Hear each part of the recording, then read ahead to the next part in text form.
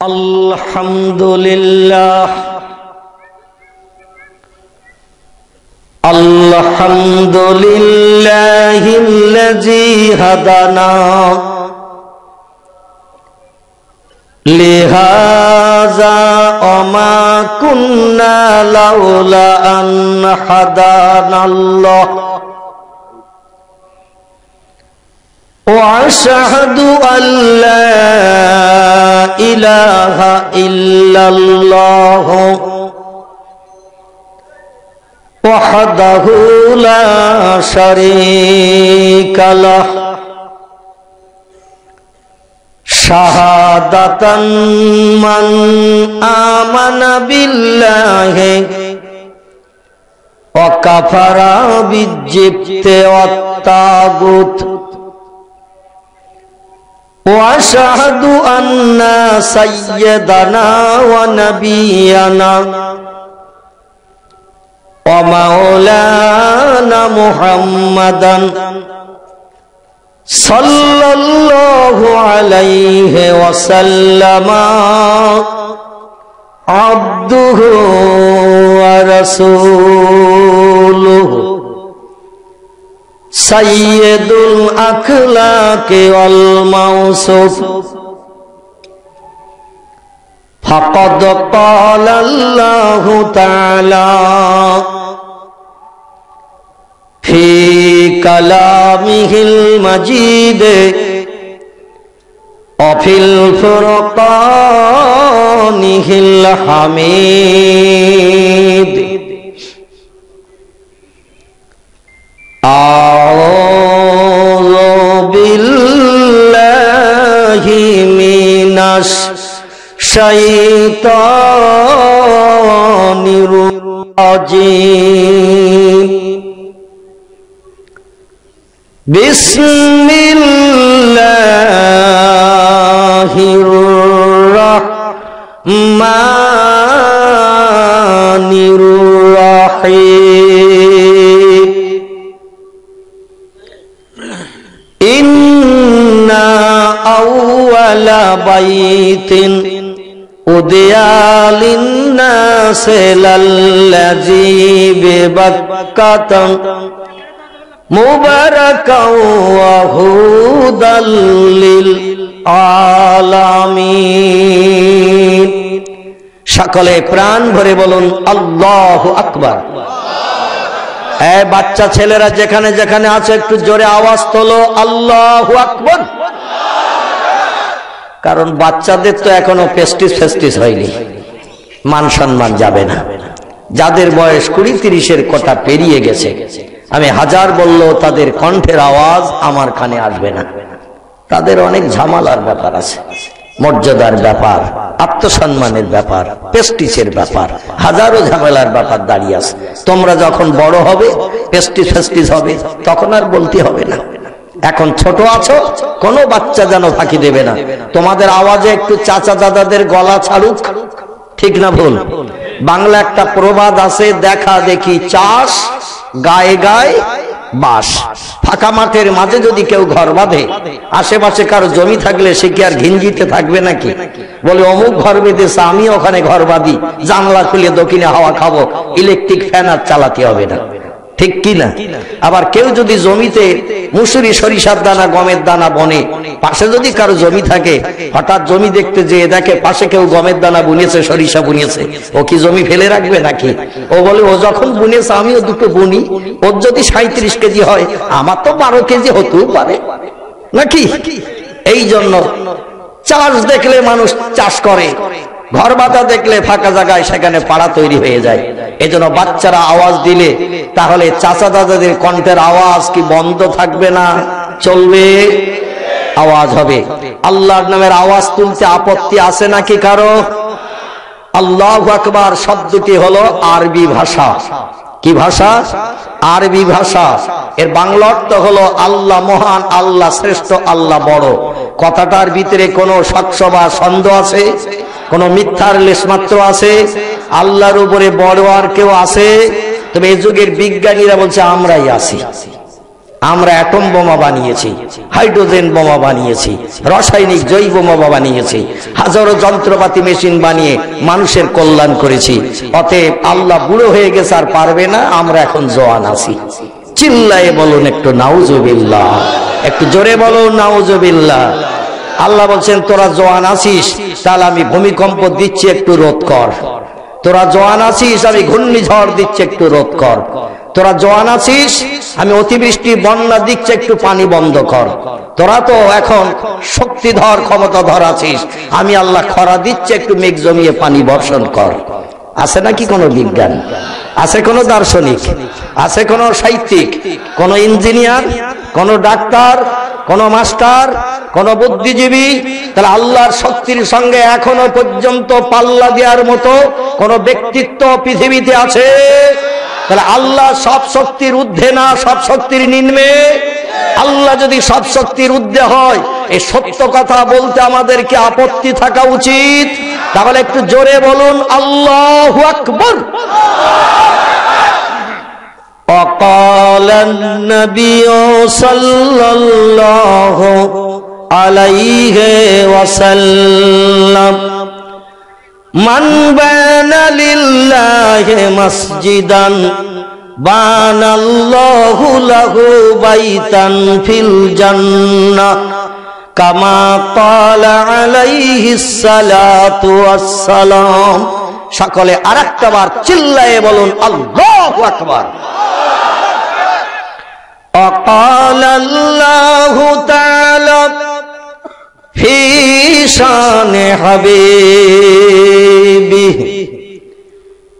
إن الله وملائكته يصلون على النبي يا أيها الذين آمنوا صلوا عليه وسلموا تسليما اللهم صل على سيدنا مولانا محمد وعلى آل سيدنا মাওলানা। বক্তারা বক্তৃতা করলে আস্তে আস্তে গা গরম হয় না? হয় না? কথা বলেন। বক্তারা বক্তৃতা করলে আস্তে আস্তে গা গরম হয়। আর শ্রোতারা যদি শুধু বসে বসে শুনতেই থাকে, শীতকালের সময় হিমালয় পাহাড় হয়ে যাবে কিনা বলেন ভাই? বসে বসে যদি শুনতে থাকেন তো আপনারা তো হিমালয় পাহাড় হয়ে যাবে। শেষ পর্যন্ত আবার আগুন খুঁজে আনতে হবে কিনা, কারণ রাত তো বাড়তেছে নাকি? এজন্য আপনাদের কণ্ঠের আওয়াজও বক্তার মতো আমি চালু রাখতে চাই। এজন্য একটু উচ্চ রবে কি নবীজির মহব্বতে দরুদ শরীফ পড়া যাবে? দরুদ শরীফ পড়লে লাভ না লস? বর্তমান আমাদের ইন্ডিয়াতে কিছু দলমত পথের মানুষের আবির্ভাব হয়েছে। তারা বলে মরা গরু আর ঘাস খাবে না, মুহাম্মদ রাসূলুল্লাহর নামে আর দরুদ শরীফ পড়তে হবে না। বাংলাদেশে অবশ্যই দলের লোক নেই, এ দেশে আছে।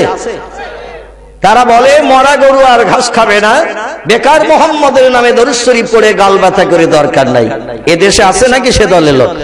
তাদের আমলনামার থলি ভর্তি হয়ে গেছে, থলির মুখে চেন টেনে দিয়ে 10 টাকা তালা লাগিয়ে চাবি সাগরে আর নদীতে ফেলে দিয়েছে। চাবি খুঁজে পাওয়ার উপায় নাই, থলির ভিতরে আর কিছু ঢোকানোরও সুযোগ নাই। এই জন্য তারা আর দরুদ শরীফ পড়ে না। আমি আপনাদের কাছে জিজ্ঞাসাবাদ করি, বগুড়ার মানুষের আমলনামা থলি কি তাদের মতো ভর্তি না খালি? খালি। মরণের দিন পর্যন্ত যদি আমরা চেষ্টা চালাই, আমাদের আমলনামার থলি খালি নিয়ে কবরে যেতে হবে না ভর্তি হবে? আমলনামার থলি মরণের দিন পর্যন্ত ভর্তি করা সম্ভব হবে না, কারণ আবু বকর সিদ্দিক রাদিয়াল্লাহর মতো মানুষ বলেছেন আমার আমলনামার থলি খালি নিয়েই কবরে যাচ্ছে। হযরত ওমর ফারুকের মতো মানুষ বলেছেন, আমার আমলনামার থলি আমি খালি নিয়েই কবরে যাচ্ছি। যারা নবীজির ডান হাত বাম হাতের মানুষ হিসেবে বিবেচিত, বিশ্ব নবীর কবরের পাশে কিয়ামত পর্যন্ত কবরস্থ হওয়ার সুযোগ পেয়েছে, তারা বলছেন আমলনামার থলি ভর্তি করতে পারেনি। তাহলে বগুড়ার মানুষের কি ভর্তি হয়ে গেছে নাকি? তাহলে আমাদের আমলনামার থলি খালি নিয়ে কবরে যেতে হবে, এতে কি সন্দেহ আছে নাকি? হাজার আমল করেন, থলি ভর্তি হবে না, এ থলি খালি নিয়েই যেতে হবে। এখন এই খালি থলির মুখে আমরা যদি একটু নবীজির মহব্বতের দরুদের তোহফার নজরানা সাজিয়ে নিয়ে যদি কবরে যাই, হাসরের মাঠে আমাদের সকলকে উঠতে হবে না হবে না? একটা লোক কি বলতে পারবেন, হুজুর আমার হাসর ওঠার কোনো দরকার হবে না, কবরে যাচ্ছি কবরেই থাকবো? আল্লাহ কোরআনে সূরা বাকারায় বলছেন, সুম্মা ইলাইহি তুরজাউন, তোমাদের প্রত্যেককে কবর থেকে হাসরে হাজির করা হবে। তাহলে প্রত্যেকটি ব্যক্তিকে আল্লাহ হাসরে হাজির করবেন, এতে সন্দেহ আছে? এখন হাসরে হাজির হওয়ার পর আমাদের আমলনামার থলি নিয়ে হিসাব নিকাশ হবে না হবে না? ওয়াকিমুল ওয়াজনা বিল কিসতি ওয়ালা তুকসিরুল মিজান, জোরে বলুন একটু আমিন। আল্লাহ বলছেন নেকি এবং বেদবধি, পাপ এবং পুণ্য ওজন করা হবে।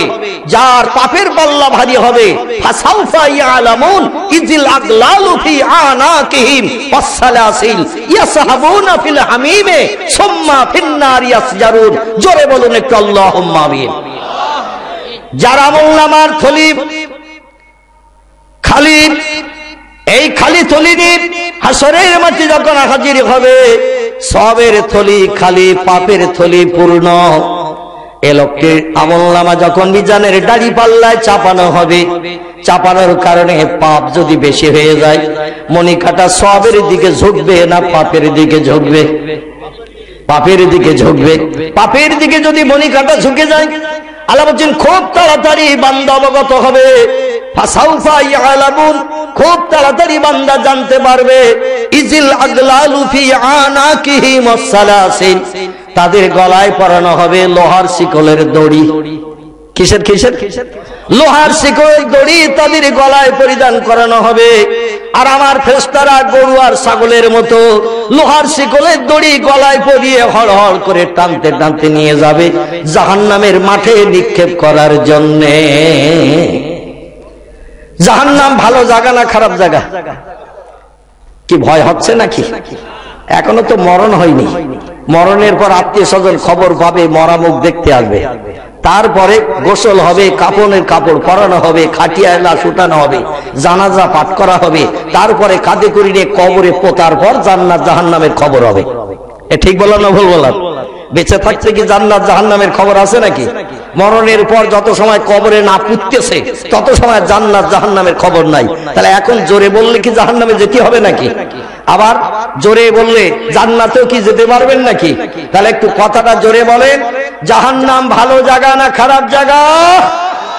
জাহান্নাম হলো খারাপ জায়গা, অশান্তির জায়গা, অনল অগ্নিকুণ্ডের জায়গা। সেখানে দাউ দাউ করবে আগুন, আর আগুনের কিরে আমাকে আপনাকে দগ্ধ হতে হবে।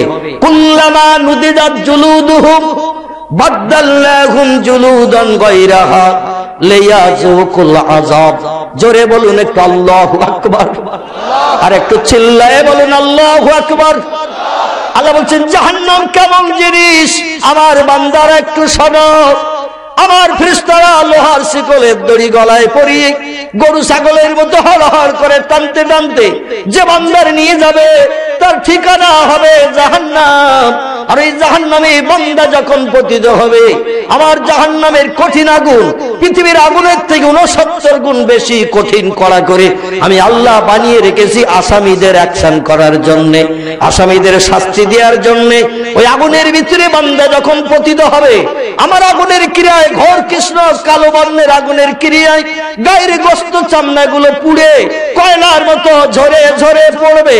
বাদদালনাহুম জুলুদান গায়রাহা, আবার নতুন নতুন গোস্ত চামড়া বান্দার গায়ে তৈরি করে দেয়া হবে। আল্লাহ পারবে না পারবে না?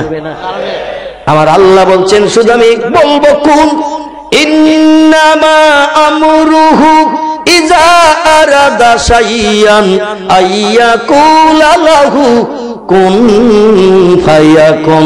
একটু জোরে বলা যাবে কি আল্লাহু আকবার?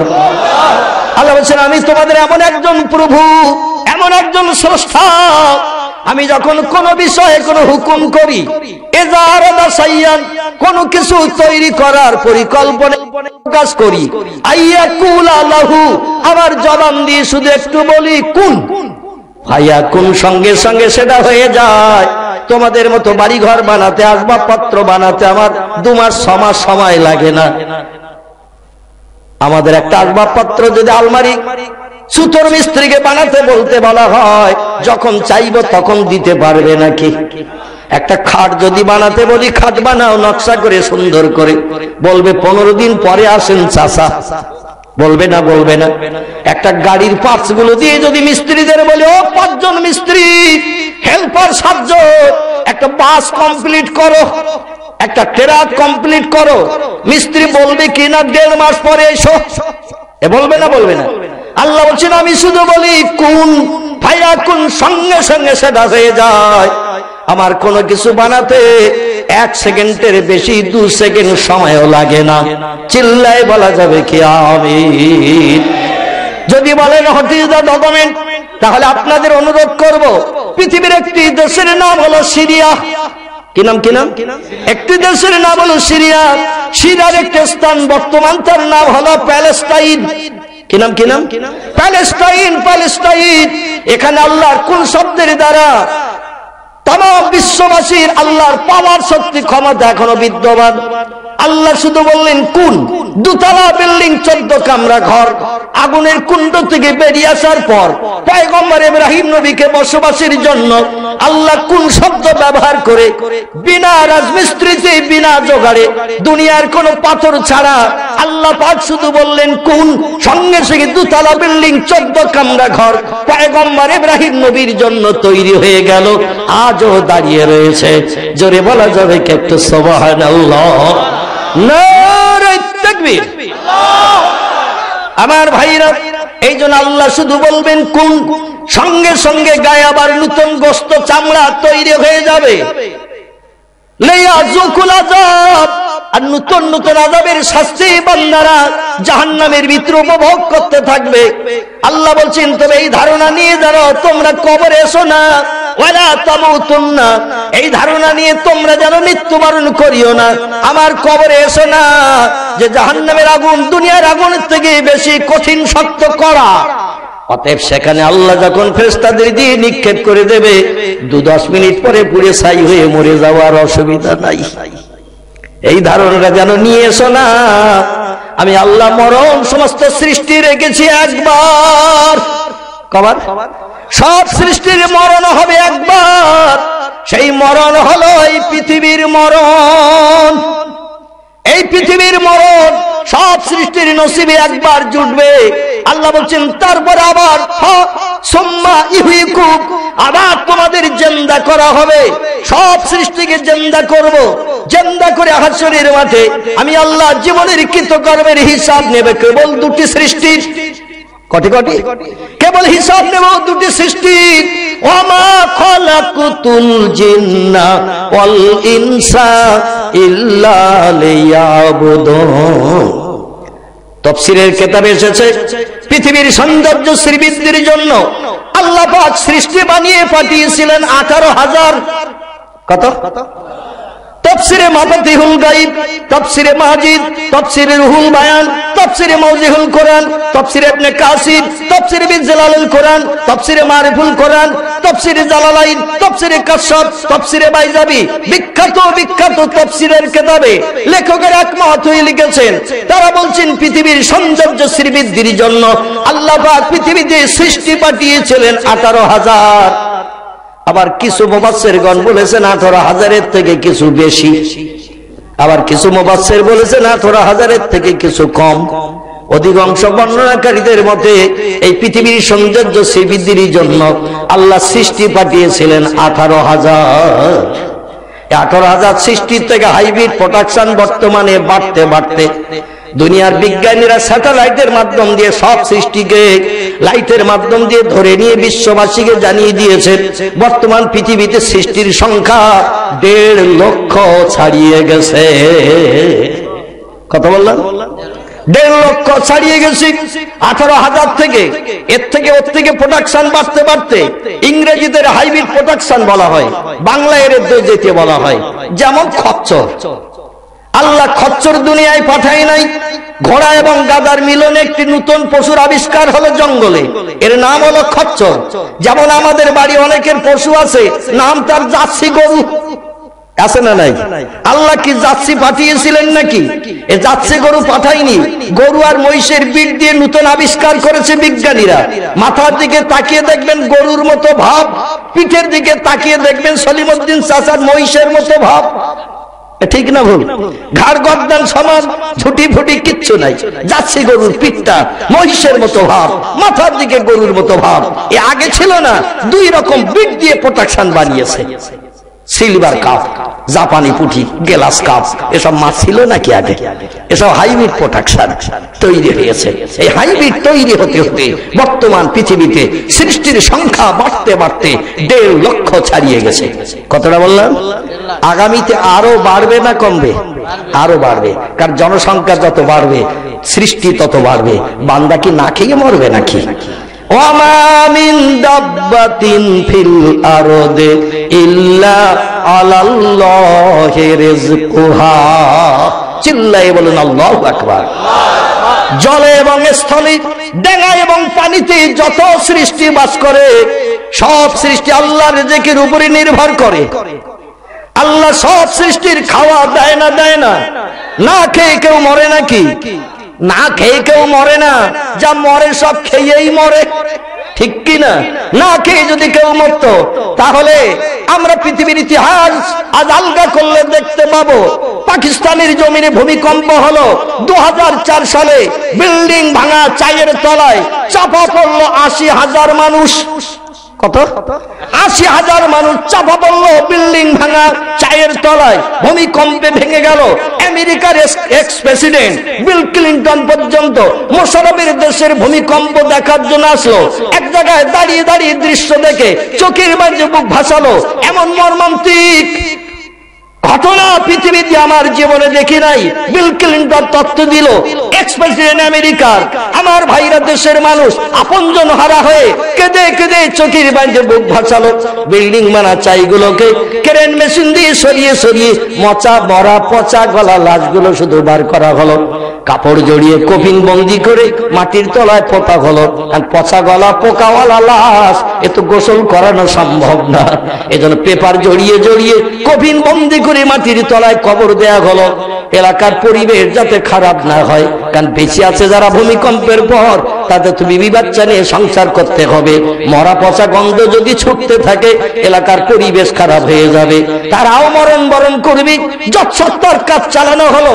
কাজ চলতে চলতে 70 দিনের মাথায়, 2 মাস 10 দিনের মাথায় বিল্ডিং ভাঙা চাই সরাতে যে একটা জিন্দা মানুষ বেরিয়ে গেল। জোরে বলা যাবে কি সুবহানাল্লাহ? নারে তাকবীর। আমাদের পশ্চিম বাংলার সুনামীয় পত্রিকা, নাম তার বর্তমান, নাম তার আনন্দবাজার, নাম তার আজকাল, নাম তার প্রতিদিন, নাম তার কলম, বিভিন্ন পত্রিকার সাংবাদিকেরা ফটোগ্রাফ করে তথ্য দিয়ে দিল। একটি বিল্ডিং ভাঙা চায়ের ভিতর থেকে ক্রেন মেশিন দিয়ে বিল্ডিং ভাঙা চাই সরাতে দিয়ে টানতে যে বেরিয়ে গেল একটা জিন্দা মানুষ। নাম তার মুসাম্মাদ নাফিসা বেগম। কি নাম? নাম তার মুসাম্মাদ নাফিসা বেগম, বয়স তার 40। একটি মুসলিম নারী বিল্ডিং ভাঙা চায়ের ভিতরে চাপা পড়েছিল 2 মাস 10 দিন, 70 দিন। বিল্ডিং ভাঙা চাই সরিয়ে এই জিন্দা মানুষটাকে বার করে এর গাড়িতে করে, অ্যাম্বুলেন্সে করে নিয়ে যাওয়া হলো লাহোরের হসপিটালে। ডাক্তারদের ডেকে বলা হলো, ডাক্তারেরা 70 দিন দাঁতে দড়ি দিয়ে রয়েছে, খাওয়া দাওয়া কিছু হয়নি, তো আল্লাহ বাঁচিয়ে রেখেছে, তাড়াতাড়ি এর নাকে অক্সিজেন লাগাও, হাতে স্যালাইন লাগাও, রোগীটারে সুস্থ করো। ডাক্তার বলে অক্সিজেন স্যালাইনের আগে একটু ব্যাকানল কানে দিয়ে টাকার মতো মেশিন দিয়ে একটু পরীক্ষা নিরীক্ষা করে দেখি বর্তমান কেমন অবস্থা রয়েছে। হসপিটালে যখন রোগী নিয়ে যাওয়া হয়, যখন সার্জন ডাক্তার রোগী দেখতে আসে, গলায় একটা ব্যাকানল থাকে না? থাকে না? এই ব্যাকানল দিয়ে আগে একটু পরীক্ষা নিরীক্ষা করে, রোগীর সিমটম ধরার চেষ্টা করে। তারপরে যদি ব্যাকানলে না পায়, তখন খাস খাস করে লিখে দেয়, এক্সরে করে নিয়ে এসো। এক্সরে করে নিয়ে এসো, কারণ আমাদের মেমোরির মাধ্যম দিয়ে দেখা নলে এর কি রোগ হয়েছে আমরা এখনো ধরতে পারি নাই। এজন্য টোটাল বডির ফটো করে নিয়ে এসো, কোথায় কি হয়েছে দেখি। ডাক্তার আর ব্যাকানল কানে দিয়ে টাকার মতো মেশিনটা নিয়ে বুকে পিঠে রুগী লাগালো। 70 দিন যে রুগী বিল্ডিং ভাঙা চায়ের ভিতরে চাপা ছিল, মুসলমান নাফিসা বেগম বয়স তার 40, রুগীর বুকে পিঠে স্ট্যাথোস্কোপ মেশিন লাগিয়ে দিয়ে ডাক্তার মুস্কে হাসি হেসে বলছেন, এ রুগীর আপনজনেরা, তোমাদের রোগীর জন্য স্যালাইন লাগবে না, অক্সিজেন লাগবে না, বাইরে যদি বাদাম ভাজা বুট ভাজা পাও নিয়ে এসে তোমাদের রোগী চিবিয়ে খেতে পারবে। নারে তাকবীর। 70 দিন যে মানুষটা কিছু খায় না, খাওয়ার সুযোগ নাই, ডাক্তার বলল বুট ভাজা বাদাম ভাজা আনলো চিবিয়ে খেতে পারবে, রোগী কোনো অসুবিধা নাই। ডাক্তারদের জিজ্ঞাসাবাদ করা হলো, ডাক্তারেরা একটি নারী পুরুষ বয়স্ক মানুষ কতদিন না খেয়ে বেঁচে থাকতে পারে? ডাক্তারেরা বলল আমাদের থিওরি বুকে লেখা আছে 12 থেকে 13 দিন কোন মানুষ অনাহারা হয়ে বেঁচে থাকতে পারে, তারপরে খাবার না দিলে পটল তুলবে। কি করবে? বিদায় নেবে। বাচ্চারা 5 থেকে 6 দিন অনাহারা হয়ে বেঁচে থাকতে পারে, তারপরে যদি খাবার না পায় আস্তে আস্তে শরীর নিস্তেজ হয়ে ওই বাচ্চারাও পৃথিবী থেকে বিদায় নেয়। ডাক্তারদের বলা হলো 70 দিন পরে বিল্ডিং ভাঙা চাই থেকে এই মানুষটার বার করে নিয়ে আপনাদের কাছে জমা দিলাম হসপিটালে, তাহলে আপনাদের থিওরি বুক সত্য, এই বাস্তব যেটা দেখলাম এইটা সত্য। ডাক্তাররা বলল আমরা অফিস রুমে ডাক্তারের এক জায়গায় মিটিং করছি, আলোচনা করছি, আলোচনা করে একমত হয়েছি আমাদের থিওরি বুকে যেখানে লেখা আছে 13 ডেজ, ওইখানে লাল কালি দিয়ে কেটে দিয়ে এখন তলায় লিখতে শুরু করেছি 70 ডেজ। কারণ আমাদের থিওরি বুকে তত্ত্ববিদেরা তত্ত্ব দিয়েছিল 12-13 দিন না খেয়ে মানুষ বেঁচে থাকতে পারে, কিন্তু 70 দিনের তাজা মানুষ যখন পেয়ে গেলাম থিওরি বুক তার চলবে না। এই জন্য আমরা ওখানে লাল কালি দিয়ে কেটে দিয়ে উপরে লিখে দিলাম 70 ডেজ, না খেয়েও মানুষ বেঁচে থাকতে পারে 70 দিন। পৃথিবীর বিজ্ঞানীরা বিজ্ঞানীদের ভুল ধরছে, দার্শনিকেরা দার্শনিকদের ভুল ধরছে, ইঞ্জিনিয়ারের ভুল ধরছে, ডাক্তারের ভুল ধরছে, মাস্টারের ভুল ধরছে। ঠিক না ভুল? মানুষ শুধু মানুষের ভুল ধরাধরি করে সঠিক তথ্য পুস্তকের পৃষ্ঠায় তুলে ধরার জন্য মানুষ ব্যস্ত। আমি আপনাদের কাছে জিজ্ঞাসাবাদ করি, দেখতে দেখতে কোরআনের বয়স হয়েছে প্রায় 1500 বছরের মতো। বিশ্ব নবীর জবানি যার আরবি নাম হলো হাদিস শরীফ, ইংরেজিতে যাকে বলা হয় দা সেইন্স অফ মুহাম্মদ সাল্লাল্লাহু আলাইহি সাল্লাম, বাংলায় যাকে বলা হয় নবীজির বাণী নবীজির কথা, বিশ্ব নবীর জবানি মোবারক লেখকেরা লিপিবদ্ধ করে পুস্তক আকারে আজ আমাদের ঘর শোভাবর্ধন করেছে। কারো বা নাম বুখারী শরীফ, কারো বা নাম মুসলিম শরীফ, কারো বা নাম তিরমিজি, কারো বা নাম আবু দাউদ, কারো বা নাম ইবনে মাজাহ, কারো বা নাম নাসাই, কারো বা নাম দারুমি, কারো বা নাম দারকুতনি, কারো বা নাম বাইহাকি, কারো বা নাম তিবরানি, কারো বা নাম মুওয়াত্তা মালিক, কারো বা নাম মিশকাতুল মাসাবি, কারো বা নাম ইবনে হাব্বান, কারো বা নাম আল হাকিম, কারো বা নাম আল মুস্তাদরাক। এগুলো সব সহিহ হাদিসের কিতাবের নাম, ভরা আছে নবীজির জবানি। কিছু কম বেশি 3 লক্ষাধিকের উপরে শরীয়তের ফতোয়ার কিতাবে লেখকেরা লিখেছেন বিশ্ব নবীর জবানি মোবারক। এই সহিহ হাদিসের কিতাবের ভিতরে 3 লক্ষাধিকের উপরে যত হাদিস লিপিবদ্ধ করা হয়েছে, কোন একটা মুসলমান নবীর একটা হাদিসকে যদি অমান্য করে, মেনে নিতে যদি না চায়, শরীয়তের ফতোয়ার কিতাব নাম তার হেদায়া, শরীয়তের ফতোয়ার কিতাব নাম তার ফতোয়া আলমগীর, শরীয়তের ফতোয়ার কিতাব নাম তার ফতোয়া দররে মুহতার, শরীয়তের ফতোয়ার কিতাব নাম তার ফতোয়া কাজী খান, শরীয়তের ফতোয়ার কিতাব নাম তার ফতোয়া মুহিত, শরীয়তের ফতোয়ার কিতাব নাম তার ফতোয়া স্বামী, শরীয়তের ফতোয়ার কিতাব নাম তার ফতোয়া জামে সাগীর। বিখ্যাত ফতোয়ার কিতাবে লেখকের একমত হয়ে লিখেছে কোরআনের কোন একটা কথা নবীজির এই জবানি সহিহ হাদিসের কিতাবে যে 3 লক্ষাধিকের উপরে হাদিস শরীফ লিপিবদ্ধ আছে। কোন মুসলমান একটা হাদিস মানতে যদি অস্বীকার করে, ওই লোকটা আর মুসলমান থাকবে না, লোকটা কাফের হিসাবে বিবেচিত হবে। সেই লোকটা আর মুসলমান থাকবে না, লোকটি কাফের হিসাবে বিবেচিত হবে। আমি আপনাদের কাছে জিজ্ঞাসাবাদ করি, কাফেরের ঠিকানা কোথায় হবে? সন্দেহ আছে? আল্লাহ কোরআনে সূরা বাকারায় বলছেন, ইল্লাল্লাযীনা কাফারু ইন্নাল্লাযীনা কাফারু ওয়া কাযযাবু বিআয়াতিনা উলাইকা আসহাবুন নারি হুম ফিহা খালিদুন। জোরে বলুন একটু আমিন। আল্লাহ বলছে নিশ্চয়ই যারা ইন্নাল্লাযীনা কাফারু, নিশ্চয়ই যারা পৃথিবীতে আমাকে স্রষ্টা বলে মান্য করলো না, আমাকে প্রভু বলে স্বীকার করলো না, তারা বলে there is no god, Allah is nothing. পৃথিবীর প্রাকৃতিক নিয়মে চলচার চলবে, অতীতে ছিল বর্তমানে আছে, অতএব এই পৃথিবী ন্যাচারাল, এই পৃথিবী বানানোর কেউ নাই, পূর্বে ছিল বর্তমানে আছে। ওয়া কাযযাবু বিআয়াতিনা, আমার কোরআনের কথাগুলোকেও তারা সত্য বলে বিশ্বাস করে না, কোরআনের কথাগুলোকেও তারা মান্যতা দেয় না, বরং কোরআন শুধু মানে না তাই নয়, আমার কোরআনের বিরুদ্ধে বিভিন্ন মন্তব্যের কটূক্তি তারা করে। আল্লাহর মাথা গরম হয়ে গেছে, আল্লাহ পাগল হয়ে গেছে, আল্লাহ ভুল বকাবকি করেছে কোরআনের ভিতরে, আল্লাহ মিথ্যা তত্ত্ব কোরআনে ঢুকিয়ে দিয়েছে। বর্তমান একবিংশ শতাব্দীর যুগে ১৫০০ বছর আগের পুরানো গুদম পোজা কোরআনের কথা মেনে চলতে হবে না। একটু চিল্লাই বলুন নাউজুবিল্লাহ, একটু জোরে বলুন নাউজুবিল্লাহ।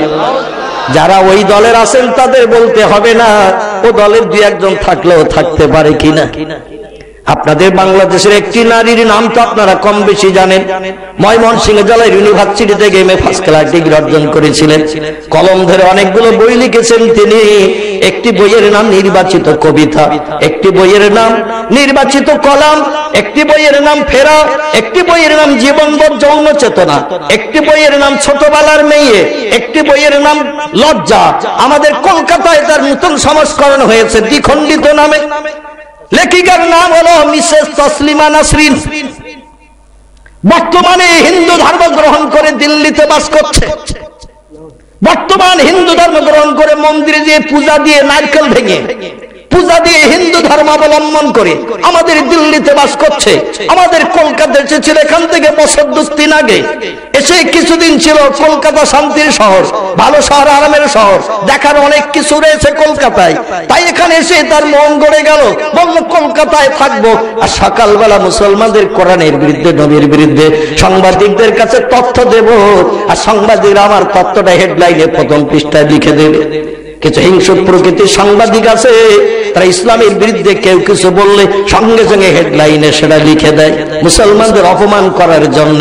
চিল্লাই বলুন একটু নাউজুবিল্লাহ। বর্তমান পৃথিবীতে সব দেশের মুসলমানেরা অপমানিত কিনা? এই পৃথিবীতে বড় দুঃখের সঙ্গে বলি, বর্তমান পৃথিবীতে ২২৮টির মতো দেশ বিদ্যমান। কত বললাম? ২২৮টির মতো দেশ পৃথিবীতে বিদ্যমান। কিছু দেশের নাম কম বেশি জানি, Japan, German, England, Holland, Poland, Italy, Brazil, Thailand, Singapore, Burma, Rangoon, Hindustan, Pakistan, Bangladesh, Afghanistan, Iraq, Iran, Kuwait, Jordan, Arab, পারস্য, তুরস্ক, Libya, Nigeria, Indonesia, Malaysia, Sri Lanka, Burma, Tajikistan, Kazakhstan, Balochistan, Azerbaijan, Armenia, Saudi Arab, Arab শাহী, শাম, সিরিয়া, মরক্কো, ইয়ামান, বুলগেরিয়া, মিশর। আছে না নেই?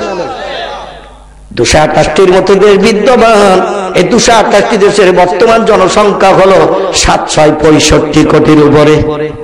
তাম পৃথিবীতে টোটাল বেঁচে থাকা মানুষের সংখ্যা হলো ৭৬৫ কোটির উপরে। আজ www.com নেটের মাধ্যম দিয়ে তাম বিশ্বকে জানিয়ে দেওয়া হয়েছে, কোন দেশে দেওয়ার লোকগুলি আমাদের আমল করার দরকার নাই। ঘরে বসে বসে নেটের মাধ্যম দিয়ে তথ্য পেয়ে গেলাম। যারাই আমাদের তথ্য দিয়ে খুশি করলো, ওদের যদি ডেকে বলা হয় বিজ্ঞানীরা, ইঞ্জিনিয়ারেরা, দার্শনিকেরা, তাম পৃথিবীতে ২২৮টি দেশে বেঁচে থাকা মানুষের সংখ্যা ৭৬৫ কোটির উপরে। তথ্য দিলে শুনে খুশি হলাম। মারা গেছে কত একটু বলে দাও। বলবে ব্যস্ত আছে, শ্বশুর বাড়ি যাচ্ছি, বাড়ি আসলে খবর নিও চাচা। এ বলবে না? বলবে না? ও মাঝে মাঝে শ্বশুর বাড়ি থেকে খবর নেবে চাচা মারা গেছে কিনা, কারণ বাড়ি আসলেই তো চাচা বলবে আর ব্যস্ততা নাই। এবার বলো মারা গেছে কত? তুমি তো তথ্য দিলে বেঁচে থাকা লোকের সংখ্যা, শুনে খুশি হলাম। মারা গেছে কত বলো? ও শুধু খবর নেবে চাচা মরে গেছে কিনা, কারণ বাড়ি গেলেই তো আবার জিজ্ঞাসা করবে। এবার খবর দাও। পৃথিবীর বিজ্ঞানীরা কে তথ্য দিতে পারবে? দুনিয়ার বিজ্ঞানীদের, দার্শনিকদের, ইঞ্জিনিয়ারদের কাছে জিজ্ঞাসা করুন, আগামীতে পৃথিবীতে কত মানুষ জন্ম নেবে? এই পৃথিবীতে আগামীতে আমরা যারা আছি তারা তো সব বিদায় নেব না বেঁচে থাকবো? কুল্লু নাফসিন যায়িকাতুল মাউত, কোরআনে আছে না নাই? সব সৃষ্টির প্রাণ নাশ করা হবে, মরণের আশ্বাস সকলকে চাকানো হবে। তাই বলে ধারণা করিও না আমি আল্লাহ তোমাদের মতো মরবো। আল্লাহু লা ইয়ামুত, আমার কিন্তু মরণ নাই। যেদিন কেউ তোমরা থাকবে না, আল্লাহু বাকি, সেদিন আমি আল্লাহ থাকবো চিরস্থায়ী, চিরঞ্জীবী। সে আল্লাহর কাছে যদি আমরা জানতে চাই মারা গেছে কত, আল্লাহ বলতে পারবে না, পারবে না। কারণ আল্লাহ সবাইকে তো সৃষ্টি করে পাঠিয়েছে, আবার কবে কোন দিন মরবে সে টাইমটাও নির্ধারণ করে তার তকদিরে দিয়েছে। রাসূল বলছেন আত-তাকদীরু লা ইয়ারুদ্দু ইল্লা বিদুআ, চিল্লায়ে বলুন আল্লাহু আকবার। নবী বলছেন তকদীর যার নসিব আল্লাহ যেটা লিপিবদ্ধ করে দিয়েছে। তিরমিজি শরীফের হাদিস, আল্লাহ নবী বলছেন কোন মানুষ যখন পৃথিবীতে জন্ম নেয়, মায়ের উদর থেকে দুনিয়ার মুখ দেখে, এই দুনিয়ার জমিনে আসার 40,000 বছর আগে আল্লাহ তার তকদীর লিপিবদ্ধ করে রেখেছে। কতদিন আগে? এই পৃথিবীতে আগমনের 40,000 বছর আগে আল্লাহ আমাদের তকদীর লিপিবদ্ধ করে রেখেছে। কদিন বাঁচবো, কোথায় খাবো, কোন জায়গায় অ্যাক্সিডেন্ট হবো, কোন হসপিটালের বেডে শুয়ে থাকবো, মরণ কোথায় হবে, তারপর আবার সেখান থেকে কোন বাসতলায় কবরস্থ হব, এসব তকদীরে আছে না নাই? আল্লাহ সব তকদীরে লিপিবদ্ধ করেছেন। যে লোকটি তকদীরে বিশ্বাস করে না সে হলো বেঈমান। এই জন্য আমরা তকদীর বিশ্বাস করবো কিনা? পৃথিবীতে আগামীতে কত মানুষ জন্ম নেবে এটা আমার আল্লাহ জানে না, জানে না। স্বামী স্ত্রীর মিলন হয় দুনিয়ার সংসার জীবনের সুখ ভোগের জন্য। কোন দিন যে সন্তান পেটে আসবে এটা দুনিয়ার কোন বিজ্ঞান, দার্শনিক, সাহিত্যিক কি জানে? দুনিয়ার বিজ্ঞান, দার্শনিক, সাহিত্যিক জানে না। এক ফোঁটা নাপাক দুর্গন্ধ পচা পানি দিয়ে খলাকাল ইনসানা মিন আলাক, আল্লাহ বলছেন এক ফোঁটা দুর্গন্ধ নাপাক পচা পানি মায়ের রেহেমের থলির ভিতরে ঢুকাই। প্রতিদিন তোমরা মিলন করো, কিন্তু মায়ের রেহেমের থলির ভিতরে কোনো নাপাক পানি ঢোকে না। আমি আল্লাহ যেদিন কোন শব্দ ব্যবহার করি মায়ের রেহেমের থলি সেদিন আলগা হয়ে যায়। এক ফোঁটা দুর্গন্ধ পচা পানি ঢুকি আবার দরজা লকআপ করাই। আমি দরজা লকআপ করিয়ে রাখি, আর নামাজ 10 দিন সময় নিয়ে মায়ের পেটের ভিতরে তোমার সুন্দর সৌন্দর্য মণ্ডিত বান্দার স্ট্রাকচার আমি ভাঙিয়ে থাকি। জোরে বলুন একটু আমিন। আমার ভাইরা, সে আল্লাহ পাক আগামীতে কত মানুষ পৃথিবীতে জন্ম নেবে আমার আল্লাহ পাক জানে না, জানে না। যিনি জানেন তিনি হলেন হাইয়ুল কাইয়্যুম। অতীতে ছিলেন, বর্তমানে আছেন, ভবিষ্যতেও থাকবে। সে আল্লাহ বলছেন ইন্নাল্লাহা আলা কুল্লি শাইইন কদির। যত শক্তির অধিকারী তোমরা হও, যত ক্ষমতা দেখাও, যত যন্ত্রপাতি মেশিন বানিয়ে দুনিয়ার মানুষের উপকার করো, আমার শক্তির সঙ্গে পাল্লা দিয়ে কোনদিন জয়ী হতে পারোনি এবং পারবে না। এই তো গত বছর ইন্দোনেশিয়ায় ভূমিকম্প হয়ে গেল, হাজার হাজার মানুষের প্রাণ নাশ হয়ে গেল। 2004 সালের ডিসেম্বরের 26 তারিখ, 2004 সালের ডিসেম্বরের 26 তারিখ পৃথিবীর 13টি দেশে সাগরের পানি উতলিয়ে এসে একটু মোসাবা করেছিল। কি করেছিল? মোসাবা বোঝেন তো নাকি?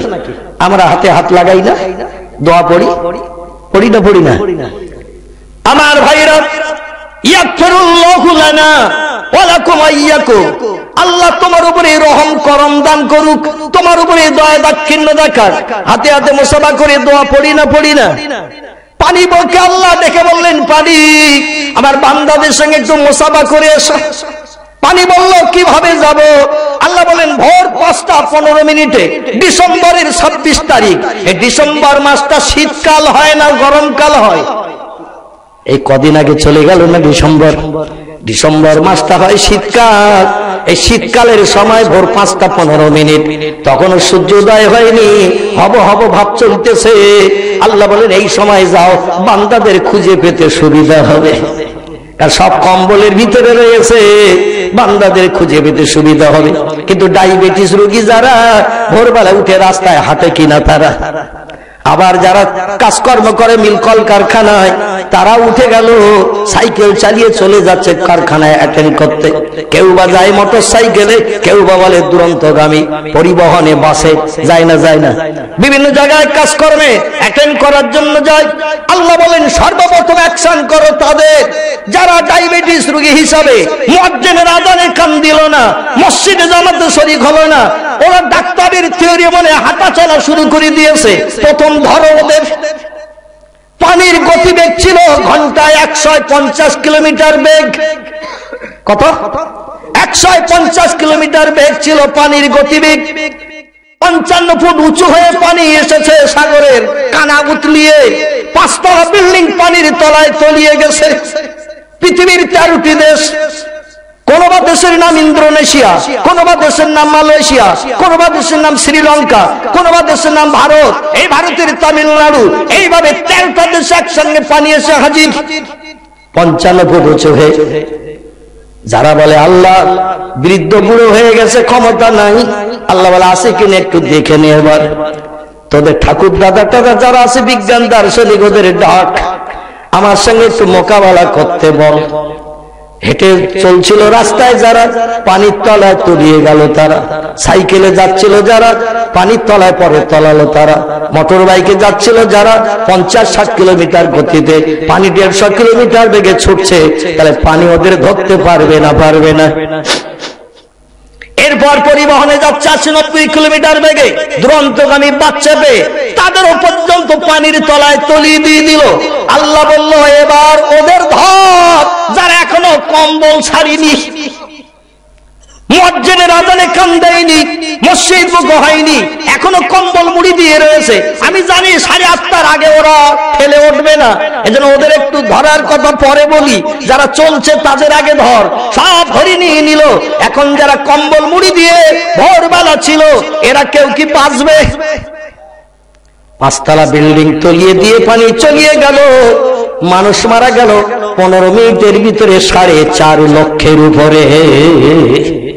কত? সরকারি হিসাব 4.5 লক্ষের উপরে মানুষ পৃথিবীর জমিন থেকে বিদায় নিল এক মুহূর্তের ভিতরে। একটি ঘটনা সাংবাদিকরা প্রকাশ করলো, এর নাম দেয়া হয়েছে জলোচ্ছ্বাস। কি নাম? এই সাগরের পানি উতলে আসলো মানুষের সঙ্গে মোসাবা করে চলে গেল, জনম জনম মানুষ বিদায় হয়ে গেল, 4.5 লক্ষ মানুষ বিদায় নিল। পৃথিবীর Japan, German, England, Holland, Poland, Italy, Brazil, Switzerland, উন্নত দেশের সরকারেরা বিজ্ঞানীদের ডেকে বলল এইরকম একটা ভয়ঙ্কর মর্মান্তিক ঘটনা ঘটে গেল, ও বিজ্ঞানীরা তোমরা কি কিছু করতে পারো না? কোটি কোটি টাকা তোমাদের পিছনে খরচ করি, এইরকম ভয়ঙ্কর করাল গ্রাস হয়ে গেল, তোমরা কি কিছু করতে পারো না? বিজ্ঞানীরা বলছে কাজ হয়ে যাওয়ার পর বলতে পারি। কাজ যখন হয়ে যায় তারপরে আমরা তত্ত্ব দিতে পারি, হওয়ার আগে আমাদের ঠাকুর দাদা কবর থেকে শ্মশান থেকে উঠে বলতে পারে না। কারণ আল্লাহ কোনো ঘটনা ঘটানোর সময় 2-10 মিনিট 20 মিনিটও সময় নেয় না, শুধু বলে কোন, সঙ্গে সঙ্গে কাজ শুরু হয়ে যায়। চিল্লাই বলুন সুবহানাল্লাহ, নারে তাকবীর। বিজ্ঞানীদের বলা হলো এইরকম একটা মর্মান্তিক ঘটনা কেন ঘটলো, এ বিজ্ঞানীরা তোমরা কি বলতে পারো? সরকার জিজ্ঞাসা করলো, বিজ্ঞানীরা বলল যন্ত্র মেশিন দিয়ে রিসার্চ করে দেখলাম সাগরের পানির তলায় প্লেট আছে 2টো। কটা? এতদিন বলেনি প্লেটের কথা, ওরা বলছে সাগরের পানির তলায় প্লেট আছে 2টো, একটা প্লেট সরিয়ে গেছে, তাই সেদিকে পৃথিবী কাত হয়ে গেছে, আর পানির কাত যেদিকে নিচু হয় সেদিকে চেপে যায়। তথ্য তো একটা দিতেই হবে, না দিলে তো চাকরি বটতলায় যাবে, ঠিক কিনা? বলে 2টো প্লেটের একটা প্লেট সরে গেছে, আর সেদিকে পৃথিবী কাত হয়ে গেছে, আর যেদিকে কাত হয় পানি সেদিকে চাপ দেয়, যার কারণে 55 ফুট উঁচু হয়ে পানি বিল্ডিং এর উপর দিয়ে চলে গেল, 5 তলা বিল্ডিং তলিয়ে দিল। সরকারেরা বলল বিজ্ঞানীদের, ও বিজ্ঞানীরা এখন ওই যে সরিয়ে যে পৃথিবী কাত হয়ে গেছে, কাত হয়ে থাকবে না, আবার সোজা হবে। বিজ্ঞানীরা বলল 5 থেকে 7 দিনের ভিতরে সরে যাওয়া প্লেট আবার জায়গায় আসবে, জায়গায় আসলে কিন্তু আবার একটা ঝটকা দেবে। সরকার বলল পানিতে নাকানি চোবানি খেয়ে হাত মাদার হয়ে যারা বেঁচে রয়েছে মারা তো গেছে লক্ষ লক্ষ, বেসরকারি হিসাবে 10 লক্ষের উপরে মানুষ মারা গেছে, সরকারি হিসাব 4.5 লক্ষ। এখন আবার যদি পানি চাপ দেয় তাহলে তো যারা নাকানি চোবানি খেয়ে বেঁচে আছে ওদের তো আগের মতো এরকম লড়াই করার ক্ষমতা নাই, সব হাফ মাদার হয়ে রয়েছে। ওদের উপায় কি?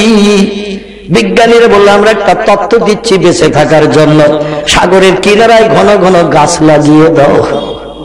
কি লাগাও? সাগরের ধারে গাছ লাগিয়ে দাও। বলে গাছ লাগিয়ে কি হবে?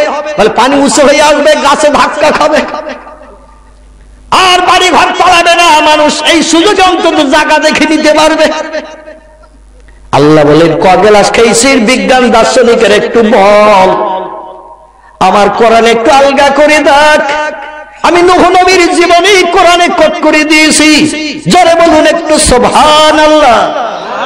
নূহ নবীর জীবনে একটু আলগা করে দেখ, তোদের গাছ আর কত মানুষের বাঁচাবে? পয়গম্বর নূহ নবীর জমানায় 6,500 ফুট যদি পাহাড় পানির তলায় তলিয়ে 140 হাত লম্বা তার বেটা কেনানকে পর্যন্ত নাকানি চুবানি খাইয়ে কমপ্লিট করেছে। 6,500 ফুট উঁচু ওই যদি পাহাড়ের মাথায় কেনান বাবার নৌকায় ওঠে নাই। ও বলল তোমার আল্লাহর কত বাণী একটু দেখবো। আল্লাহ তারে 70 গজ লম্বা করে বানিয়েছিলেন। কত গজ? 70 গজ, 140 হাত লম্বা। আমরা তো কেনানের থেকে আরো বেশি লম্বা, 3.5 হাত। ঠিক কি না? আমাদের কোনো অসুবিধা নাই, আমরা বোধহয় বেঁচে যাব আল্লাহর গজব থেকে। সেই চিন্তা নিয়ে আর ভুলে গেছি আমার আল্লাহকে। জোরে বলুন একটু নাউজুবিল্লাহ। আমার আল্লাহ বলল কেনান দাঁড়িয়ে যাও পাহাড়ের মাথায়, আর একবার এক একটা পান দেব, 20-25 ফুট উঁচু হয়ে পানি আসবে। কত সময় তুই ধৈর্য ধরে পাহাড়ের মাথায় দাঁড়াস? পানি আসলো, কোমর সমান হয়ে গেল। নূহ নবী ডেকে বলে আমার নৌকায় বাঁচতে চাস তো এখনো আয়। ও বলল হয়েছে কোমর সমান, এখনো টোটাল বডি বাকি। আর বডি যদি ডুবে নাক ডুবে যায় তাহলে তো নিঃশ্বাস নিতে অসুবিধা। যেই নাক ডোবো ডোবো ভাব হবে, আমি গোড়ালি উঁচু করে দাঁড়িয়ে যাব পাহাড়ের মাথায়, 20-30 হাত উঁচু হয়ে যাব। কারণ 140 হাত লম্বা লোকের পাত আমাদের মতো 1 ফুট তলাতো না। যেমন বডি তেমন লম্বা পা, আমি পা উঁচু করে যদি দাঁড়াই 20-30 ফুট আবার উঁচু হয়ে যাবে। তোমার আল্লাহর অত পানি নাই, আমারে তলিয়ে দেয়। আল্লাহ বলে আর 2টো বান একটু দেখ, তোর কাজ কমপ্লিট করে দেব। যেই নাক ডুবে গেল আর একটা বানের পানি এসে ও আর পাহাড়ে পা রাখতে পারলো না, কারণ নাক তো উঁচু করতে হবে নিঃশ্বাস নেওয়ার জন্য। আল্লাহ বলে এত সময় খেলা হচ্ছিল মাঠের সাইডে, এবার খেলা শুরু হলো ফাইনাল। কি খেলা? ফাইনাল খেলা আবার শুরু হলো। এত সময় আমার পাহাড়ের উপরে দাঁড়িয়ে ছিল, আর পাহাড় ছাড়া করলাম। এবার এক একটা পান দেব, তোর তলায় তলিয়ে দেব। নিঃশ্বাস নেওয়ার জন্য ইঁদুরের বাচ্চার মতো সাঁতার কেটে যেই উপরে উঠবি, আবার একটা পান এসে তোরে তলিয়ে দেব। খুব বেশি সময় আর হলো না। নূহ নবী বলে আল্লাহ আমার ছেলে প্রাণে মারা যাচ্ছে পানির তলায়। আল্লাহ বলে বেঈমান ডেকে যদি নৌকায় তুলিস তোদের সবাইকে কমপ্লিট করব।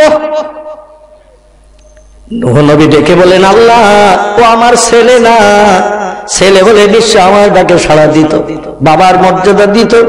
আমার ভাইরা সব বিদায় হয়ে গিয়েছিল না, যায়নি। কেবল 40 জন ব্যক্তি নূহ নবীকে পয়গম্বর বলে মেনেছিল, আল্লাহর উপর ঈমান এনেছিল। পয়গম্বর নূহ নবী তাদের নৌকায় তুলে নিয়েছিল। 40 দিন 40 রাত আল্লাহ আসমান থেকে মুষলধারে বর্ষণ দিল, জমিন ফাটিয়ে পানি তুলে দিল। তাম পৃথিবী শুধু সাদা আর সাদা, একটাও ঘর বাড়ি ছিল না, গাছপালা ছিল না। তাম পৃথিবীতে কোন দেশে একটা মানুষ বাঁচেনি, সব মানুষকে আল্লাহ কমপ্লিট করে দিয়েছিলেন নূহ নবীর জামানায়। এই জন্য পয়গম্বর নূহকে দ্বিতীয় আদম বলা হয়। তার নৌকায় যে কজন মানুষ ছিল, ওই কজন মানুষের বংশধর আমরা পৃথিবীতে বর্তমান 765 কোটির উপরে মানুষ, তার বংশধরের মানুষ আমরা বেঁচে রয়েছি। পূর্বে আর যত ছিল সব আল্লাহ কমপ্লিট করে দিয়েছিলেন। আমার ভাইরা শুধু তাই নয়, আমাদের ভারতের উত্তরে 2টি দেশ, একটির নাম নেপাল, একটির নাম ভুটান। এই 2টি দেশে একটি পাহাড় দাঁড়িয়ে রয়েছে, যে পাহাড়ের নাম হলো হিমালয়। কি নাম? তত্ত্ববিদেরা তত্ত্ব দিয়েছে এই পাহাড় থেকে 4 কিলোমিটার দূরে খালি গায়ে যদি কেউ 2-3 ঘন্টা দাঁড়িয়ে থাকে ওর জন্য বাঁশ কাটতে হবে, কাপড়ের কাপড় কিনতে হবে, ঠান্ডায় আড়ষ্ট হয়ে কমপ্লিট হয়ে যাবে। পাহাড়ের নাম হলো বরফের পাহাড়, নাম হলো তার হিমালয়। পৃথিবীর পর্যটকেরা এই হিমালয় পাহাড়ের মাথায় ঠেলে উঠলো, আশ্চর্যান্বিত হয়ে গেল সমস্ত পর্যটকেরা। পাহাড়ের মাথায় একটা খাদ আছে, গর্ত আছে, এখনো গেলে দেখতে পাবেন সেই খাদ গর্তের ভিতরে একটা মাছের কঙ্কাল, একটা কুমিরের কঙ্কাল এখনো অক্ষত রয়েছে। ফেরাউন মরণের পর 400 বছর নীল দরিয়ার পানির তলায় যদি অক্ষত থাকে, আল্লাহ যদি রাখতে পারে, মাছের কঙ্কাল কুমিরের কঙ্কাল অক্ষত থাকবে না? থাকবে না। এখনো মিশরের পিরামিডে বিশ্ববিখ্যাত খোদাদ্রোহী ফেরাউনের লাশ এখনো অক্ষত, চামড়া গোশতওয়ালা আছে না? নাই। আল্লাহ বলেন জমিন ওই বেঈমানের যেন খাবি না, যেমন মরিয়ে মাটি পানির তলায় তলিয়ে গেছে তেমন থাক, ওর গায়েকে স্পর্শ করবি না। মরণের 400 বছর পর নীল দরিয়ার সেই এলাকা শুকিয়ে গেল। দূর থেকে পানি আনার জন্য মাটি খনন করে গর্ত করতে যে বেঈমান ফেরাউনের লাশ বেরিয়ে গেল, এখনো সেই লাশ অক্ষত রয়েছে। তাহলে আল্লাহ আমার পারে না? পারে না। বিজ্ঞানীরা বানিয়েছে বর্তমানে কোল্ড স্টোর, হিমঘর। হিমঘরের ভিতরে আলুর বস্তা, কপির বস্তা যদি রাখা হয় এ পচবে না ভালো থাকবে? কথা বলেন। হিমঘরের ভিতরে আলুর বস্তা, কপির বস্তা, গাজরের বস্তা হিমঘরের ভিতরে যদি রাখা হয়, যেমন রাখবেন 2-10 মাস পরে বার করলে তেমন টাটকা পাবেন কিনা? বিজ্ঞানীরা বানিয়েছে ফ্রিজ। ফ্রিজ আছে না অনেকের ঘরে? টাওয়ার মার্কা উঁচু হয়ে রয়েছে দেওয়ালের গায়ে। এই ফ্রিজের ভিতরে আবার 2টি পোর্শন আছে, একটা নরমাল, একটা হাই। ডিপ ফ্রিজ যেটি উপরে থাকে কিনা, ডিপ ফ্রিজের ভিতরে বগুড়ার বাজার থেকে কাঁচা মাছ, কাঁচা গোশত দাম কম হয়েছে রাত 10:30টার পর, খরিদ্দার আর নাই। ব্যবসায়ী মাল বিক্রি করতে যে মাল বিক্রি হয় নাই, বলে আমি এখন বাড়ি নিয়ে যদি খাই ব্যবসা তো চটে উঠে যাবে, কম দামে হলে বিক্রি করতে হবে। মালের দাম কম করে দিয়েছে, 1200 টাকার ইলিশ বলছে 400, 450 টাকার গরুর গোশত বলছে 150। যার পকেটে পয়সা আছে ও পয়সা নিয়ে বাড়ি যাবে না, গোশ আর মাছ কিনবে, মাছ আর গোশ কিনবে। বাড়ি আমার ফ্রিজ আছে, চিন্তা নাই। ও মাছ আর গোশত কিনে নিয়ে এসে ডিপ ফ্রিজে ভরে দিল, দিয়ে এবার দরজাটা লাগিয়ে দিল। 2-3 দিন পরে ওই মাছ বার করে কারো মাথায় যদি মারা হয়, জিয়াউর রহমান হসপিটালেও কাজ হবে নাকি? ও মাছ তো এখন পাথর মার্কা হয়ে গেছে, ঠিক না ভুল? ও মাছ তো পাথর মার্কা হয়ে গেছে। ও মাছ যদি কারো মাথায় মারে, যদি বলে নরম মাছ তোর মাথায় একটু মারি, রাজি হবে কেউ? বলে শক্ত পাথরের থেকেও শক্ত এ মাছ আমার মাথায় মারলে হসপিটালে যাওয়ার আগে কমপ্লিট হতে হবে। গোশতগুলো রাখা হলো প্যাকেটিং করে, এই গোশত বার করতে যেও সময় লাগে না? লাগে না? ফ্রিজের ভিতরে অ্যাটাচড হয়ে জড়িয়ে রয়েছে, বার করে একটা টেনে ছাড়াবে না? ছাড়াবে নাকি টক করে? গরম পানি দিতে হবে কিনা? এখন পোকা যদি বলে গোশত রেখেছে মাল পাচ্ছি না, যে একটু খেয়ে আসি, ওরও পটল তুলতে হবে কিনা? ঠান্ডা ভিতরে যদি পোকা খেতে যায়, ওর জনম জনম বিদায় নিতে হবে কিনা? বিজ্ঞান বানিয়েছে ফ্রিজ, মাসের পরে মাস পচা গোশত পচে না, যেমন রাখেন তেমন থাকে। কাঁচা মাছ যেমন রাখেন তেমন থাকে। আমার আল্লাহকে অপারক, আমার আল্লাহকে কবরের ভিতরে বান্দাদের টাটকা রাখতে পারে না? পারে কিনা? আল্লাহ বলছেন আমিও বান্দাদের টাটকা রাখি। বর্ষাকালে পানি হয়ে গেছে, কবর ভরে গেছে, তাই বলে আমার বান্দাকে কবরের ভিতরে নাকানি সোবানি খাবে নাকি? কবরের মাটি সব পচে গলে কাদা হয়ে গেছে, বান্দার গায়ে কি কাদা লাগবে নাকি? না না না, আমি কাপড়ের কাপড়ও 1 ফোঁটা কাদা লাগাই না। আপনাদের দেশে পানিতে অনেক ধরনের মাছ বাস করে না? করে না? অনেক ধরনের মাছ পানিতে থাকে। একটা মাছের নাম একটু বলুন, 24 ঘন্টা কাদায় থাকে, ওর গায়ে কাদা লাগে না? কি মাছ? গোচি মাছ, পাকাল মাছ, তোড়া মাছ, ঠিক না ভুল? এই পাকাল মাছ, গোচি মাছ, তোড়া মাছ 24 ঘন্টা কাদার ভিতরে থাকে, ওর গায়ে কি কাদা মাখতে জানে না? আল্লাহ বলে গোসি মাছের গায়ে কাদা যেমন লাগে না, মান কানা লিল্লাহি কানাল্লাহু লাহু, যে বান্দা আমি আল্লাহ আমার হয়ে যায়, আমি আল্লাহ সেই বান্দার হয়ে যাই। ও বান্দার কবরে গায়ে কাদা মাখা তো দূরে থাক, কাপড়ের কাপড় পর্যন্ত পচে না। চলে যান মক্কা শরীফে। মক্কা শরীফে একটি কবরস্থান আছে, নাম তার জান্নাতুল মুআল্লা। কি নাম? জান্নাতুল মুআল্লা। আপনাদের বাংলাদেশের কিছু ছেলেরা জান্নাতুল মুআল্লায় চাকরি করে। আমি 2002-তে গেলাম মক্কা শরীফে, 2007-এ গেলাম, 2011-এ গেলাম, জান্নাতুল বাকিতে লাশের সঙ্গে চলে গেলাম। যাই দেখি কেমন কবর দেয়, যে দেখি জান্নাতুল মুআল্লার ভিতরে আমার ভাইরা পাকা ওয়াল করা রয়েছে কবরের, আর প্রত্যেকটি কবরের উপরে 3খানা করে সেলাব রাখা হয়। লাশের সঙ্গে গেলাম, কেমন কবর দেয়। কাবা শরীফের দরজার সামনে লাশ রেখে জানাজা নামাজ পাঠ করা হয়। জানাজা হয়ে গেল, লাশ কাঁধে করে নিয়ে দৌড়াচ্ছে সৌদি স্বেচ্ছাসেবকেরা, পিছনে পিছনে দৌড়ালাম। 1/2 কিলোমিটার রাস্তাও হবে না, তার থেকে একটু কম। হযরত মা খাদিজার বাড়ি টপকিয়ে গেলেই জান্নাতুল মুআল্লার দরজার সামনে দেখতে পাওয়া যায়। আমার ভাইরা, কবরস্থানে যে লাশ রাখা হলো, এবার 3খানা সেলাব কবরের উপর ছিল, উঠিয়ে নিয়ে নেওয়া হয়েছে। নেওয়ার পরে কবরের ভিতরে মরা লাশের যা হাড় হাড্ডি থাকে, এগুলো জড়ো করে সরে করে পায়ের দিকে এক কোণায় রেখে সেই কবরের ভিতর লাশ সইয়ে দেওয়া হলো। নতুন করে কোনো কবর খোঁড়া হয় না, 3-4 মাস অন্তর অন্তর একই কবরে লাশগুলো দাফন করা হয়। জান্নাতুল মুআল্লার কবরস্থান আর বাড়ে না, মদিনার জান্নাতুল বাকির কবরস্থান বাড়ে না, প্রাচীর দিয়ে ঘেরা, একই জায়গায় দাফন করা হয়। মরা পচা লাশগুলো এইভাবে হাড় হাড্ডি গুলো যেগুলো থাকে এগুলো জড়ো করে সরে করে নিয়ে পায়ের দিকে এক জায়গায় রাখা হয়। বাস্তব দৃশ্য আমি দেখলাম। এবার লাশ সরিয়ে দেওয়া হয়, 3খানা সেলাব চাপিয়ে দেওয়া হলো, উপরে কিছু বালি দিয়ে শুকনো ঘাস দিয়ে কবর কমপ্লিট করা হলো। আপনাদের এই বাংলাদেশের চিটাগাং চট্টগ্রামের ছেলেরা মক্কার জান্নাতুল মুআল্লার কবরস্থানে চাকরি করছে। চেহারা দেখেই তো চিনতে পারলাম এ তো বাঙালি। আর আমাদের বাঙালিদের চেহারা দেখলে চেনা যায় কিনা? তুর্কিদের চেহারা আলাদা, ইন্দোনেশিয়ার চেহারা আলাদা, মালয়েশিয়ার চেহারা আলাদা। আমার ভাইরা, হাবশার মানুষদের চেহারা আলাদা, দেখলেই চেনা যায়। বাঙালিদের চেহারা দেখলে চেনা যায়। আমি সরাসরি বললাম, ভাই তোমার বাড়ি কোথায়? বলছে হুজুর আমার বাড়ি হলো চিটাগাং। আমরা চিটাগাং মানে বলছে চট্টগ্রাম। কতদিন চাকরি করছো? বলে হুজুর 6.5 বছর হয়েছে এই কবরস্থানে আমার পোস্টিং।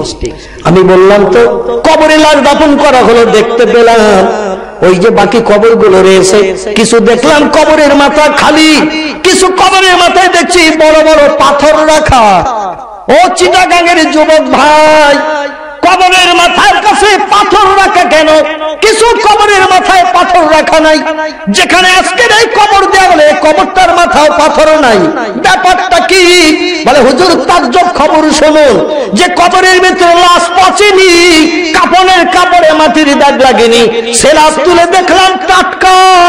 সৌদি সরকার ঘোষণা দিয়ে দিয়েছে ওই কবরের মাথার কাছে পাথর রেখে চিহ্নিত করে রাখো, ওই কবরের উপরের সেলাব কিয়ামত পর্যন্ত আর চলবে না। চিল্লাই বলেন একটু সুবহানাল্লাহ। নারে তাকবীর।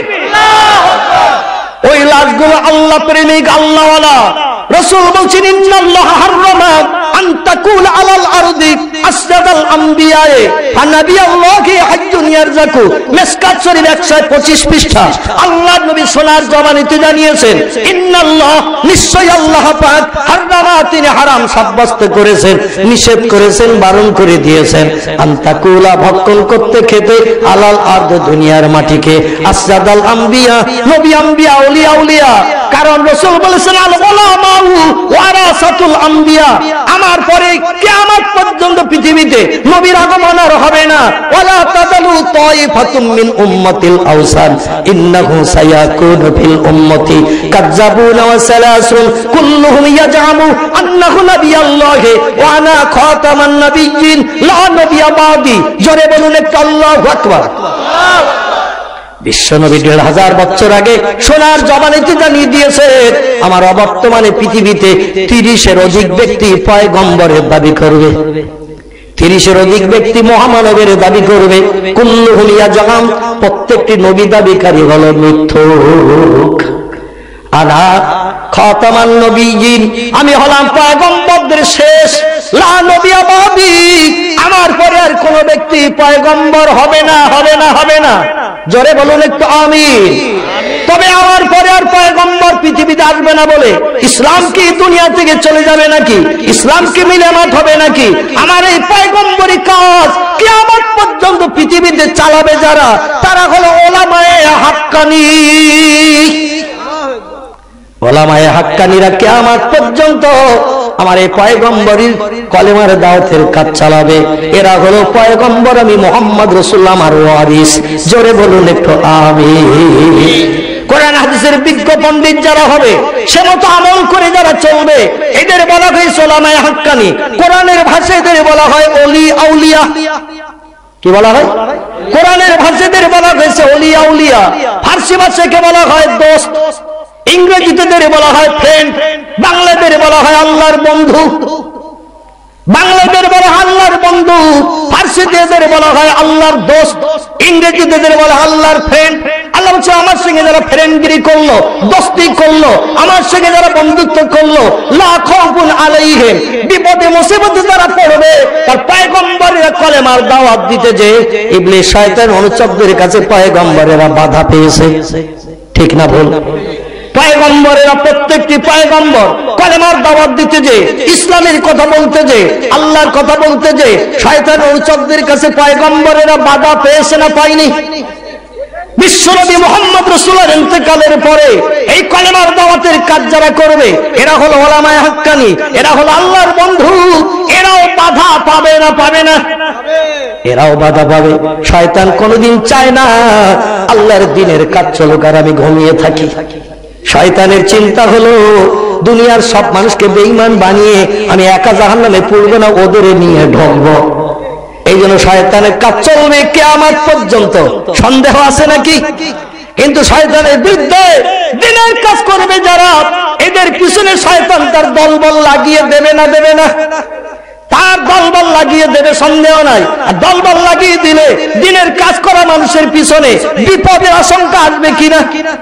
আল্লাহ বলছেন আলা ইন্না আউলিয়া আল্লাহ লা খাউফুন আলাইহিম ওয়া লা হুম ইয়াহজানুন। জোরে বলুন একটু আল্লাহু আকবার। একটু গলা ছেড়ে বলুন আল্লাহু আকবার। আলা শব্দ দিয়ে আল্লাহ সূচনা করলেন তার বন্ধুদের সম্পর্কে তথ্য দিতে। আলা শব্দের বাংলা অর্থ হলো হুঁশিয়ার, সাবধান। ইন্না আউলিয়া আল্লাহ, নিশ্চয় আমার সঙ্গে যারা দোস্তি করেছে, আমার সঙ্গে যারা বন্ধুত্ব করেছে, লা খাউফুন আলাইহিম, বিপদে তাদের পড়তেই হবে।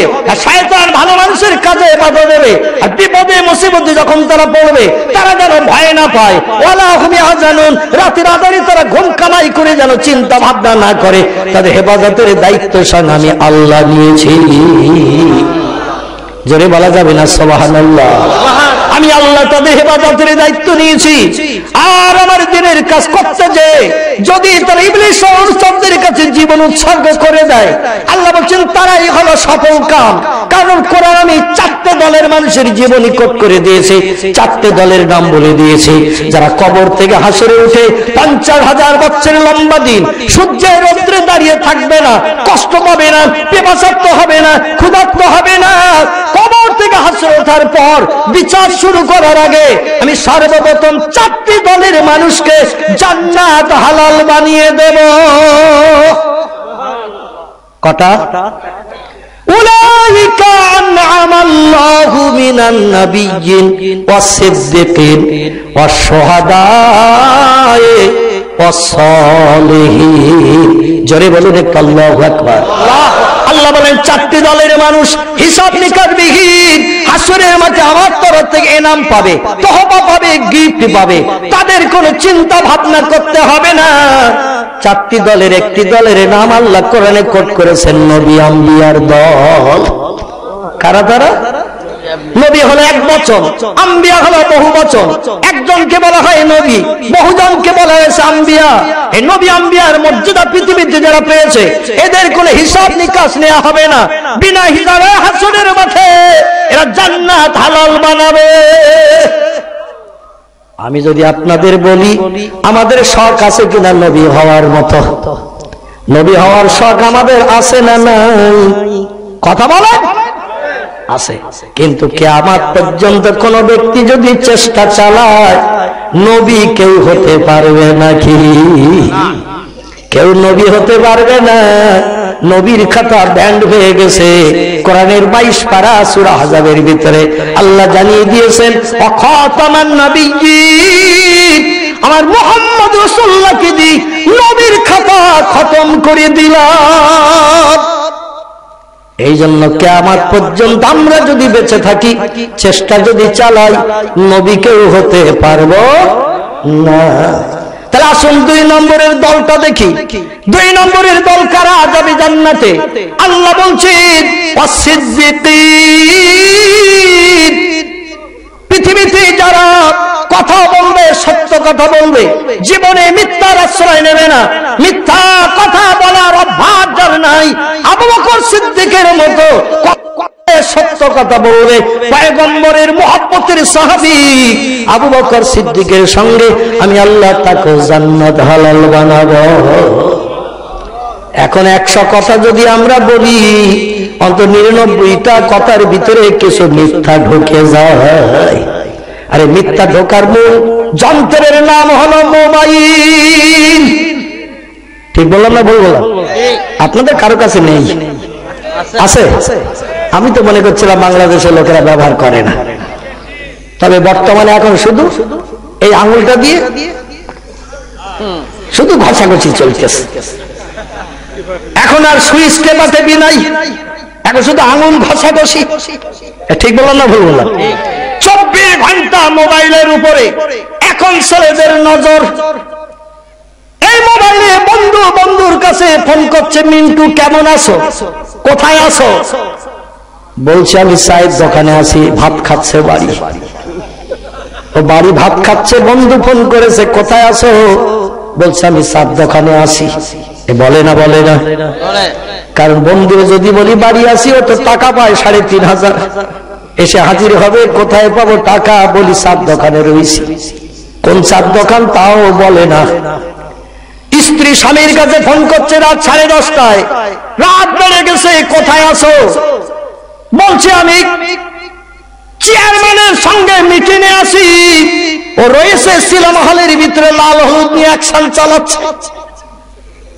চেয়ারম্যানের মিটিংয়ে আছি, স্ত্রী যাতে বাড়ি যেতে না বলে, কিন্তু লাল হলুদ নিয়ে সিনেমা হলের ভিতরে পিকনিক স্পটে গার্ডেনে বাদাম ভাজা দিচ্ছে গালে। এখানকার ছেলেরা ভালো, জীবনে কিছু গালে দেয়টাই না। আমার ভাইরা, বর্তমানে মোবাইলে কথা বললেই টোটাল কথার ভিতরে কিছু না কিছু মিথ্যা জুড়ে যায়।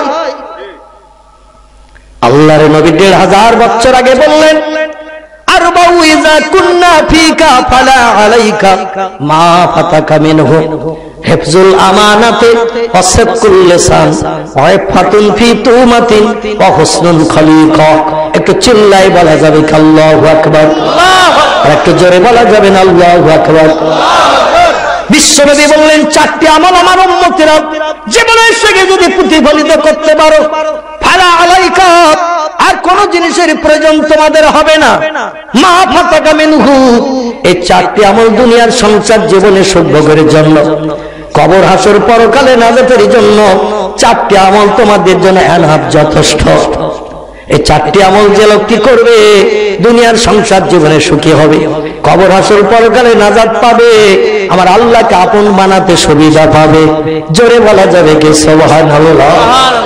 সাহাবীরা বললেন মা হিয়াল আরবা ইয়া রাসূলুল্লাহ, আল্লাহর পয়গম্বর আমল 4টি কি কি একটু বলুন। নবী প্রথম নম্বরে বললেন হিফজুল আমানাত। কোন ব্যক্তি তোমার কাছে যদি কোনো সোনা দানা টাকা পয়সা মালমাত্তা গচ্ছিত রাখে, 2 মাস 6 মাস 1 বছর 2 বছর পরে যেদিন চাইবে সঙ্গে সঙ্গে তার মালের পুটলিটা তার হাতে চাওয়া মাত্র তুলে দেবে। 3 দিন পরে এসো, 11 দিন পরে এসো, এইভাবে যেন ঠেলে দেবে না।